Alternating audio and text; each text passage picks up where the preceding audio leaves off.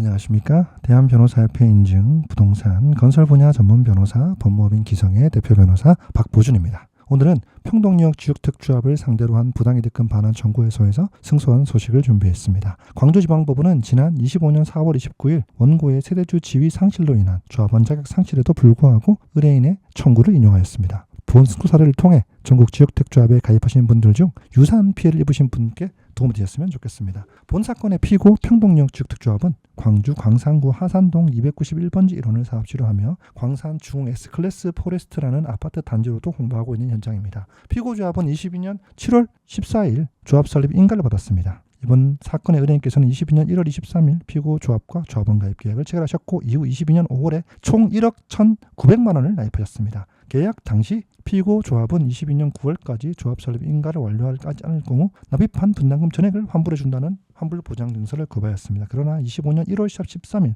원고의 세대주 상실임에 따라 주택법에 따라 조합원 지위를 자동적으로 상실하게 된 것입니다. 재판 과정에서 피고 측은 해당 환불 약정이 22년 1월에 개최된 창립 총회를 통해 유효하게 되었으므로 원고의 주장이 잘못되었다고 항변하였습니다.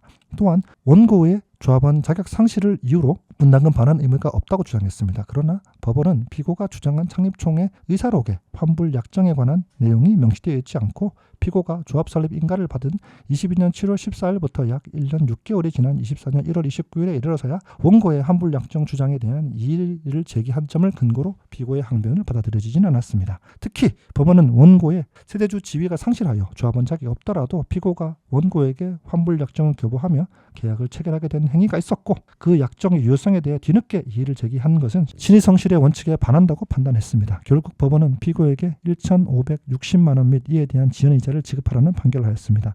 비록 납입한 전액을 돌려받지는 못했지만 조합원 자격 상실이라는 불리한 상황에서도 피해 금액 상당 부분을 되찾을 수 있게 되어 큰 의미가 있는 승소를 하겠습니다. 이번 판결은 조합원 자격 요건을 갖추지 못하였거나 후에 상실했다 하더라도 조합 측의 행위와 신의성실의 원칙이 인정된다면 납입금 일부라도 돌려받을 수 있다는 중요한 선례가 되었습니다. 특히 형식적인 자격 요건만 따지지 않고 실질적인 계약 관계와 당사자의 행위를 종합적으로 고려하여 피해 구제의 가능성을 열어준 판결이라 하겠습니다.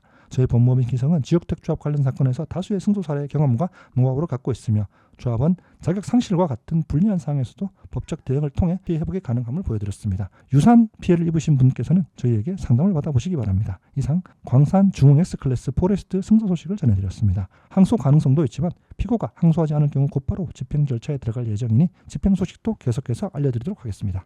법무법인 기성은 수년째 전국 각지의 부동산 건설 사건을 다루면서 누적된 다각적 경험을 토대로 각 상황에 맞는 대응 전략을 구비하고 있는데 실제 매우 높은 승소율로 답하고 있습니다.